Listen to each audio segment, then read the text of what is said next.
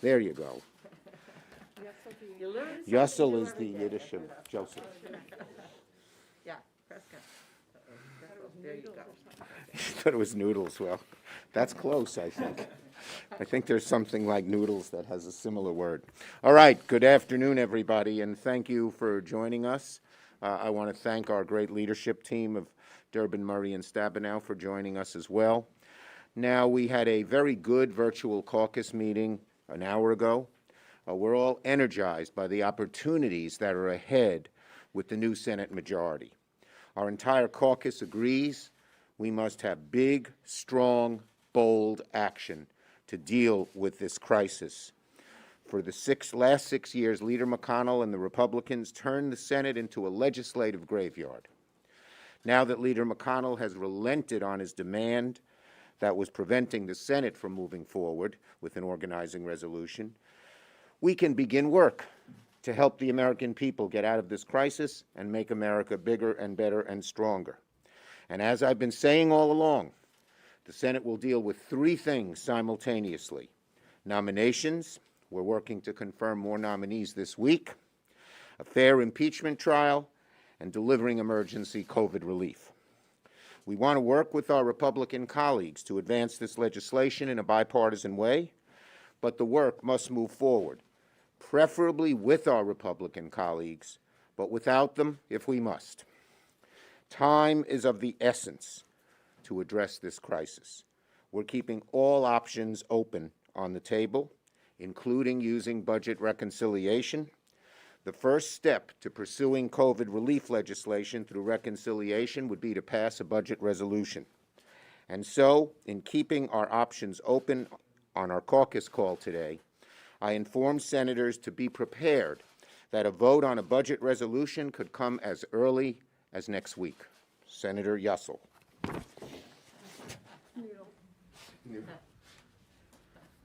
Yussel's the name of the game. It's a year ago, it was a year ago this week, that the first coronavirus patient was diagnosed in my state of Illinois. 1 year. She traveled to China, came back to the suburbs of Chicago, and was diagnosed with COVID-19. That's the first we saw it in our state. A year later, 1 million people in my state have been infected by the COVID-19 virus, and 19,000 have died. That happened in 1 year. We have not won this war yet against this COVID-19 or this pandemic. We're in a situation politically, though, where some people would like to think we have. Those would be the same people who would say, you know, D-Day was so successful, we don't have to continue this war, do we? Quarterbacks who say, can we end this in the third quarter? That'd be just enough for me. Well, that doesn't reflect reality. We still have a battle to fight here. Go home and ask people how much access they have to vaccines. Patty has been a leader on this issue. And people don't. I can tell you in my hometown in Springfield, Illinois, calling the Sangamon County Health Department, trying to find a day when you can get a vaccination, even for eligible groups, is 50-50, whether you'll even get through. And that's the reality of what we faced with in terms of these vaccines. What President Biden has said is we need to get serious about this, and now. If we're not deadly serious about this, then this is going to be a deadly pandemic much, much longer. And that means moving now, ending the debate and moving forward with passing legislation to extend the vaccines and to make sure that more and more of them are being produced. That isn't the end of it. We have so many thousands of people in my state, 350,000 claiming unemployment benefits, 190,000 pandemic unemployment assistance, and 210,000 pandemic emergency unemployment compensation. These people don't have anywhere to turn. And if we're going to cut off our benefits to them, it's fundamentally unfair to these families. I was in on the ground floor of the so-called Common Sense Caucus, 908 Caucus, bipartisan caucus of senators. And the reason we came up with the bill we did and gave it to the leaders to complete in December was we said this is an emergency bill affecting the first quarter of the year. So what are we going to do about the rest of it? That's what President Biden is challenging us to do, is to make sure that we do something about the rest of the year in terms of improving the economy. The cash payments for families, we can have a good argument as to the exact formula, and I think we should. But the bottom line is these families are desperate for financial assistance and they need it now. I'm just going to close. I'm not the economist and the expert in the subject, but someone who is. Janet Yellen said, without further action, we risk a longer, more painful recession now and longer-term scarring of the economy later. We've got to help the American families across the board get vaccinated, get this pandemic behind us, and get back to work. Senator Murray. Well, thank you. It's Oh, Murray, we know that Moish. Moish. Senator Moish, that's Murray, like Yessel. I'll check with my I didn't know husband's what Patty was, family. but I knew Murray. Murray Sturgeon. Okay. So, Is that another kind of noodle or what? Thank you. It is very clear that our to-do list is really long, but we are finally in a position to start acting on it. Families and communities are reeling from this public health and economic devastation that COVID-19 has caused. Rather than downplaying this crisis or dismissing the struggle people are experiencing, we are going to deliver on direct payments, childcare, vaccines, critically important, getting our kids back into classrooms, helping our state, local, and tribal governments respond to COVID-19 without having to cut jobs and further undermine our local economies, and much more. We're going to fight for paid sick leave and raising the minimum wage to $15 an hour, as Senator Sanders and I and our House colleagues laid out this morning. We're also going to be moving to make sure that the Biden-Harris administration's nominees are able to get to work on the massive challenges ahead of us. And we will be ready to hold former President Trump accountable for his role in inciting the January 6th insurrection, to make clear we reject his and others' attempts to allow brute force to win over democracy in this country. Our to-do list is long, and it is ambitious because it has to be given all that we face. I'd also like to note that everyone in our country is struggling with this pandemic. Everyone. Every family benefits from having the Biden-Harris administration complete and able to tackle challenges like public health, work, education, and more in this moment. Every citizen should be able to trust their elected officials will stand up for their right to have their vote counted rather than overruled by a violent mob. So after the last 2 weeks of unnecessary delay, we will continue to urge our Republican colleagues to work with rather than against us in this incredibly difficult, pivotal moment for our country. But I also want to be clear, we are going to get things done. And most importantly, what I'd like families in my home state of Washington and nationwide to hear today is this: we know how difficult things are. We're going to get to work fast. Thank you, and I'll turn it over to Senator Stabenow.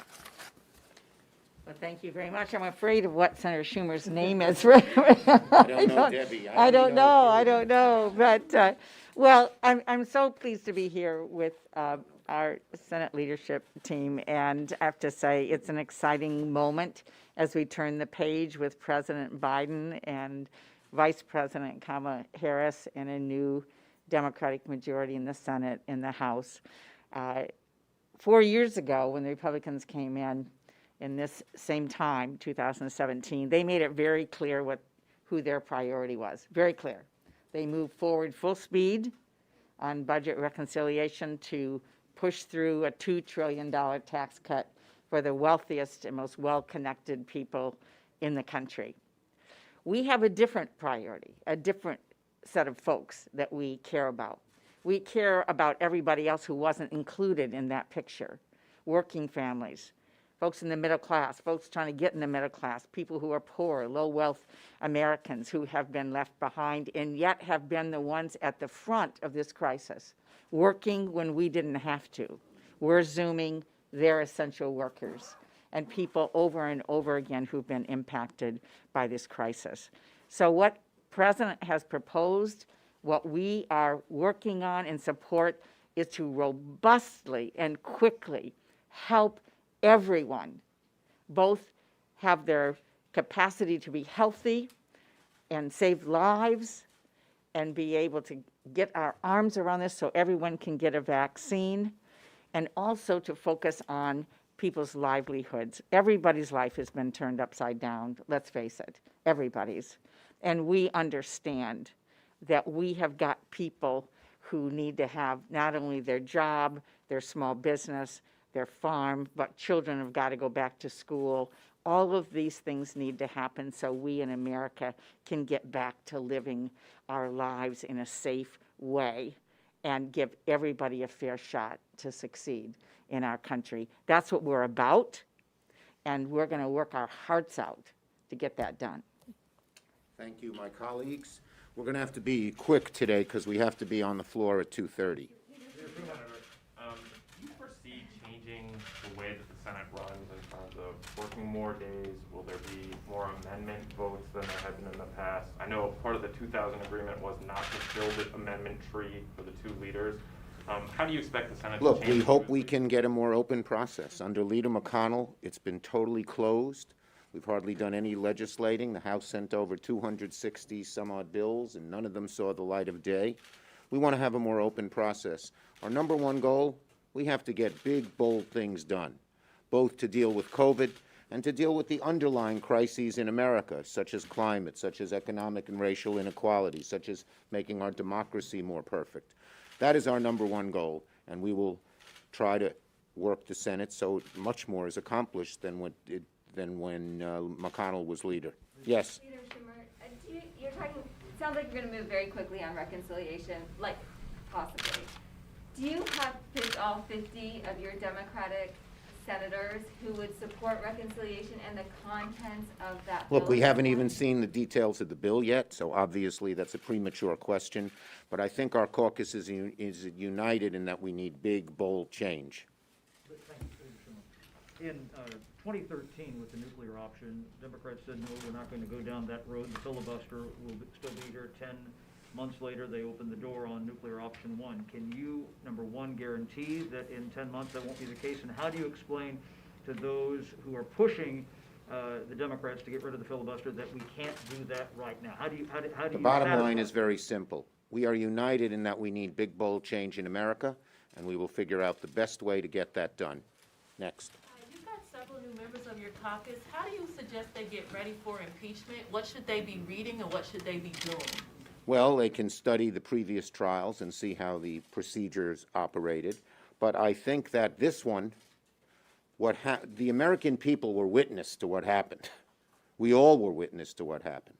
And so you don't need to delve into details of things you don't know as much because so much of it was clear. And look, to me, what Trump did was the most despicable thing any president has ever done. I believe he should be convicted. Yes? Senator, the Biden administration has laid out obviously an ambitious agenda on immigration and climate and other issues. They seem to have been open to potentially breaking some of those things down instead of one larger package. Is that something that you might consider? Look, I read that in the paper today. I haven't had any discussions with them about that at this point. We're focused on getting a good COVID bill done. Last one. On the impeachment No, I trial, don't wanna have skip you you, given, so. have you given thought to how long it needs to last, what witnesses you'd like We're to hear, still, testimony you'd like to hear? we're still negotiating on the trial with Leader McConnell. So far, the negotiations have worked out pretty well. We came to an agreement that met our needs and his. He needed some time for the Trump lawyers to prepare. We wanted time to do COVID and nominations. Let's hope it continues along that vein. Last one. Leader, you said that you want to have a bipartisan deal and that you want to see what the details are in the package before you talk about things like reconciliation. How long are you willing to wait on Republicans to come to the table and negotiate something before you go down a road like reconciliation? We have to see what they say in the next few days. Some of the comments, admittedly, have been disheartening. Some of them have rejected things right now, but we're always hopeful that some of them will see the light. And remember, even on reconciliation, Republicans can join us and vote for it. That's happened many times in the past. Thank you, everybody. Thank you.